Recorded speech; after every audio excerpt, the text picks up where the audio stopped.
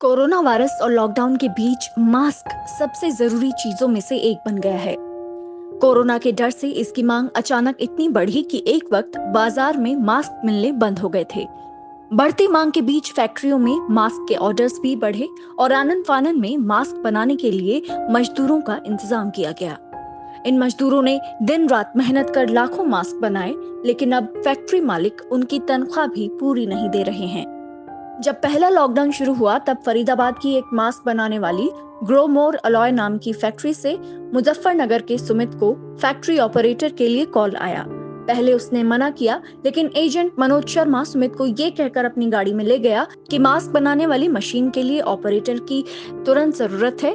महीने के 40,000 देने का वादा किया गया था। फैक्ट्री पहुंचते ही 5,000 रुपए दे दिए गए। लेकिन आगे क्या हुआ, आप सुमित से ही सुनिए। इसने यहाँ पे बुलाया था सर, मुझे महीने के 40,000 सैलरी बताई थी, हुई थी और 20,000 दे रहा है।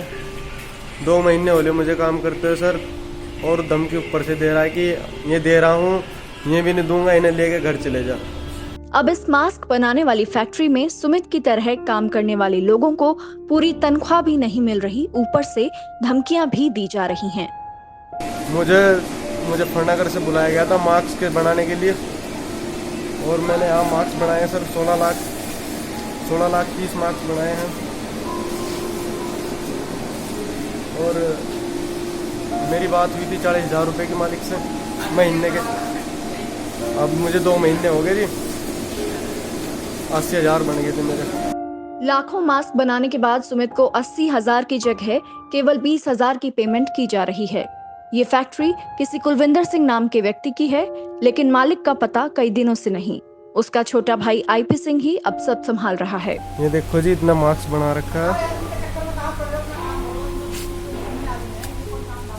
ये जा रहा जी, मास्क भी जा रहा है इसका। और ये बस ये कह रहा है कि 20,000 दूंगा, 20,000 से ज़्यादा नहीं देने का। इन्हें लेने हो ले ले। मैंने अपने भैया से बात करवाई तो भैया को भी यही धमकी दे रहा है कि लेने हो तो ले लो, वरना और नहीं, अब नहीं दूंगा, आगे नहीं दूंगा।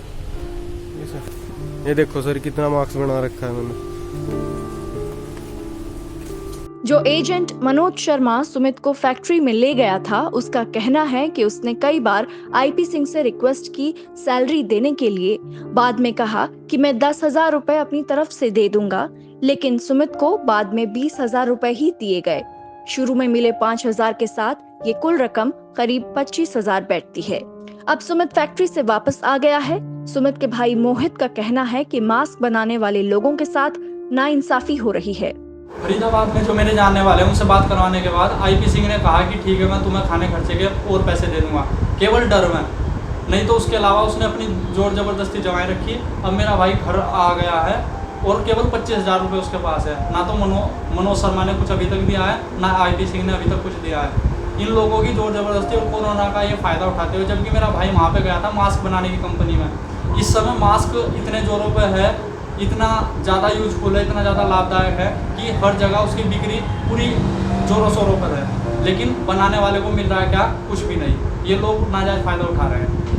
एशियाविल हिंदी ने खुद फोन पर मामले की जानकारी फैक्ट्री मालिक से लेनी चाहिए, लेकिन फोन कुलविंदर सिंह ने नहीं बल्कि उनके छोटे भाई आईपी सिंह ने उठाया और तनख्वाह पूरी ना देने के सवाल पर फोन ही काट दिया और दोबारा उठाया नहीं। हेलो। हेलो। हाँ जी। हाँ जी, ये ग्रो मोर अलॉय से कुलविंदर जी बोल रहे हैं? आईपी सिंह बोल रहा हूँ मैडम। आईपी सिंह बोल रहे हैं। आईपी सिंह जी, आप के यहाँ से हमको कुछ इस तरीके की शिकायतें मिली हैं कि आपने मजदूरों को बुलाया था 40,000 रुपए महीने की बात कह के, और अब उन्हें 2 महीने के बाद भी 20,000 रुपए दिए जा रहे हैं। इस पे आपका क्या?